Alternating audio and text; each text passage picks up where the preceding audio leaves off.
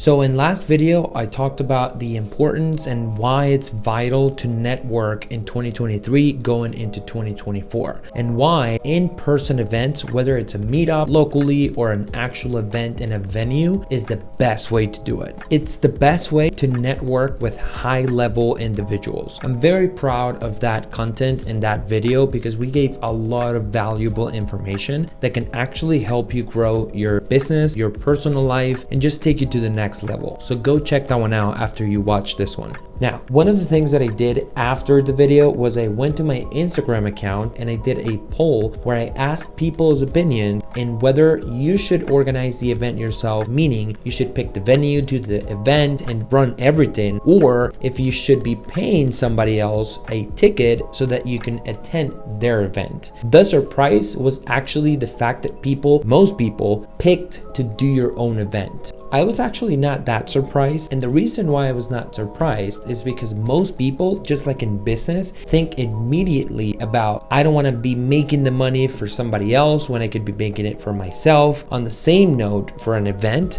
the people that actually think that they would do their own event are the same people that typically hate on the fact that that person thought of the idea of doing the event before they did. And let me tell you, the thought behind, I don't want to make money for somebody else by working for them, or I don't want to go to their event because they thought of the idea before me, is actually something that holds a lot of people back in life. So today I want to give you two things. I want to give you the pros and the cons of doing your own event, and I want to also give you the pros and the cons of going to somebody else's event. But before that, I actually want to give you a little bit of food for thought on this topic. When I say this topic, I mean the topic of wanting to be the one, the boss, the one that leads, the one that is putting the event together. And let me tell you something. Sometimes you can't be the one. You can't be the boss. You can't be the one putting the event together. And sometimes learning when not to be the one gets you ahead in life. And that's something that I want to talk about today. So stay with me for about 10 minutes and I'm going to make all this make sense at the end.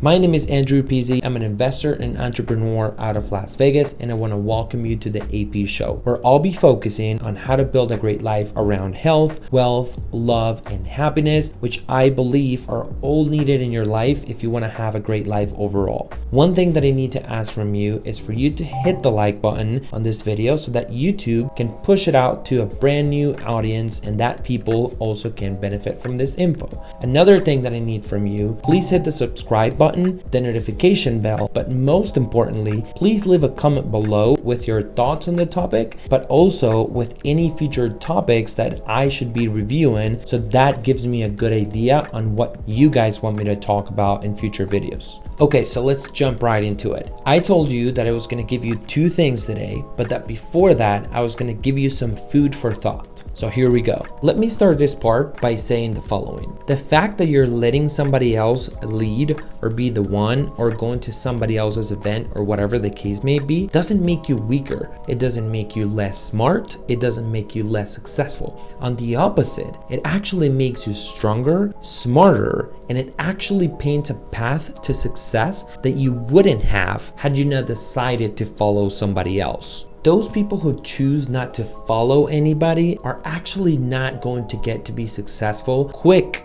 as the people who choose to do so. And I know this is true and really hard for men and women too, but mostly men. We as men, we don't want to give the credit to the guy that deserves it. And we don't want to recognize that some other guys have more knowledge than us in certain areas, which is totally fine. What people don't understand, and what I'm trying to get across here, is you do not have to be good at 100% of the things in order for you to be successful. In fact, most people just get really, really, really good at one or two things and they become successful because of that. I'm not good with 80% of things that people are usually good at.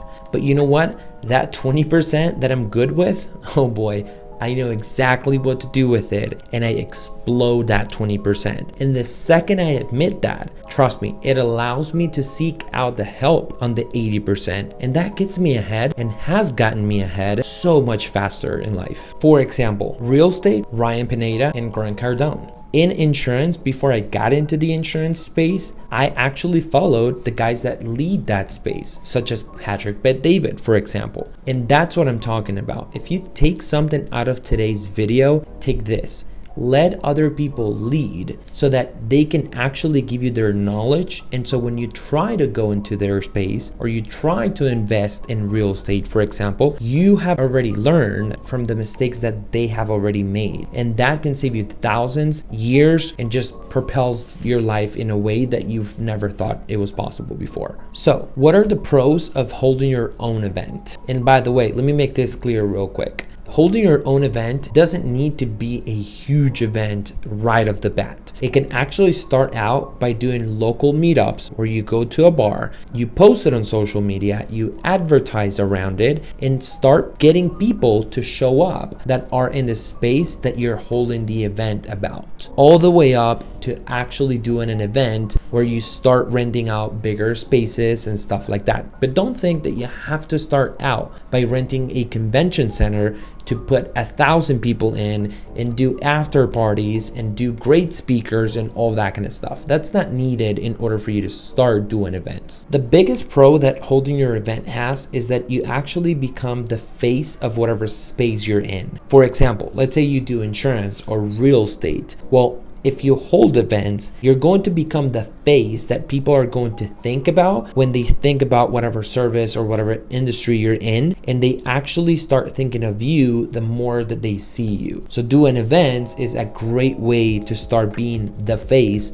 of real estate like Ryan Pineda is in Las Vegas. The second thing is that if you have a company that offers services and products and stuff that you sell, that is where the money is made. If you hold events, for example, going back to Ryan Pineda, let's keep it in the same guy. Do you think he holds WealthCon every single quarter because that's profitable? Nah, I'm not saying he's not making money on the event, but I'm saying he makes about 5 to 10 times, I bet you money, on the products that he's selling in the conference versus the actual conference itself. Again, it's not that it's not profitable, but it's not as profitable as people always gravitate towards buying your products when they go to your event because they already have the credibility in you. Think about it for a second. All the speakers in the event were talking about how you need to do more content on social media, how you need to get into real estate because it's the best investment vehicle if you want to get rich, that you need to do your taxes smarter. And do you think it's a coincidence that Ryan Pineda has all the speakers and himself doing that talk or that speech on stage in his event, and coincidentally he owns a company that does each one of those services? It's not a coincidence. He was actually smart enough to put businesses together that fill people needs because people need those businesses and those services. And he actually puts events together where people go to get knowledge, and he actually sells those products to the people that already believe in him enough to pay him $1,500 or $5,000 or whatever for a ticket to go to his conference. The third and most important con of doing events for yourself is actually the connections. I mean, think about it for a second. If you as an attendee do a lot of talking and you make a lot of connections when you go to an event, can you imagine what that level of connection the guy is doing, the one that puts the event together? A ton. Speakers, people on social media, once they find out about your events, opportunities to connect with people when you have an event to put together and they see that it drives people into the event are limitless. Now, one of the cons is that you have to be the one putting the event together, right? That's pretty obvious. But most people think that putting an event together, it's just to find the venue, the place, and that's it. Well, no, you need a whole team of people. And trust me, there's probably 100 people that are working in the WealthCon event to put it together. You need speakers, you need audio people, you need video people, you need people checking other people in, you need your team to find the venue, you need the team that goes and checks it out, you need the team that does the scripting, the preparation, and all that kind of stuff. It takes a lot of people, and in turn, it takes a lot of money to put that event together. It's not just you speaking. If it was, then everybody would hold an event. Second con is money. So we just talked about how much team you need. Well, that's going to cost you money, but also the venue, the audio, and all that costs a lot of money. Plus, you need to do advertising. You need to do speakers. They charge a lot of money. So all that costs money. So that's another thing that you need to think about if you're going to do your own event. Do you have the capital? Now, what are the pros of doing somebody else's event instead of your own event? Well, they're basically the opposite of doing your own cons. So basically, you don't have to spend the money, right? Somebody else already did, and you don't have to put the team together that will hold the event and put it together. Now, the cons of doing somebody else's event is the opposite of doing your own events. Pros, what are they? You don't make the connections, or not as high level connections. You don't get to sell your products as much. You can still do it, but not as much. But also, you don't get to become the one face in the space, because there's more than likely somebody else doing it, and that's why you're going to their event. So it's like everything. You have to put everything and wait it out and make sure that the decision that you're making is something that you're actually going to be okay with. So with all of that being said, and with everything that we talked about, should you do your own event or should you go to somebody else? And the answer is really going to depend on you. For me personally, I haven't felt the need to do my own event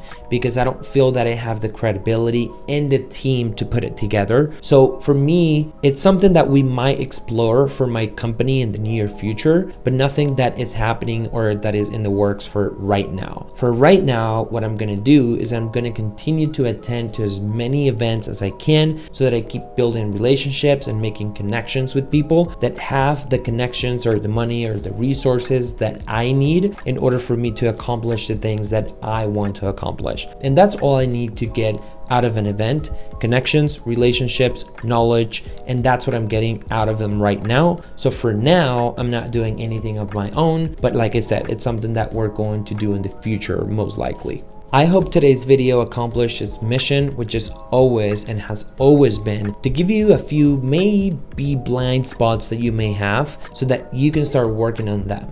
I never want to come at you and just say like, you're wrong about this without giving you a solution. All I want is to give you something that you might not have seen before and that can improve your life. With all of that being said, please feel free to follow me on Instagram. And as always, take care everyone.